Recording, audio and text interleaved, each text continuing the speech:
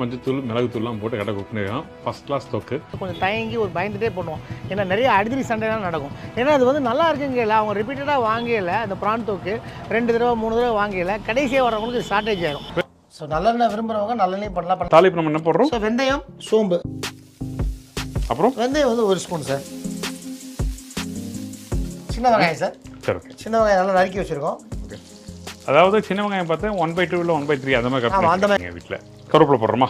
ஆனால் இந்த ப்ரான் தொக்கு ஆல் டைம் ஃபேவரட் எல்லாருக்கும். கண்டிப்பாக சார். இப்போ நெக்ஸ்ட் வந்து இஞ்சி பூண்டு சார். நல்லா வெங்காயம் வதங்கணும். வதங்கினதுக்கப்புறம் இஞ்சி பூண்டு. இப்போ இஞ்சி பூண்டு பேஸ்ட் போடாச்சு. இதுக்கப்புறம் தக்காளி தான் போடுறோம். ஆமாம். ஸோ நாட்டு தக்காளி தான் நம்மளுடைய அது சுக்கா, நம்ம குழம்பு கிழம்பு எல்லாத்துக்குமே நாட்டு தக்காளி தான் பெஸ்ட். வெங்காயம் வந்து நல்லா ப்ரௌனாக வதங்கியிருக்கு நல்லாவே.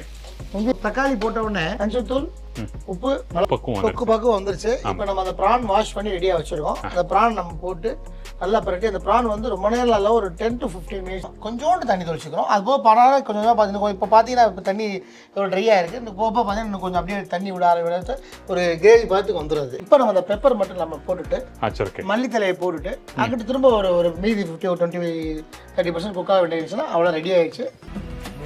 ஃபர்ஸ்ட் கிளாஸ் தொக்கு.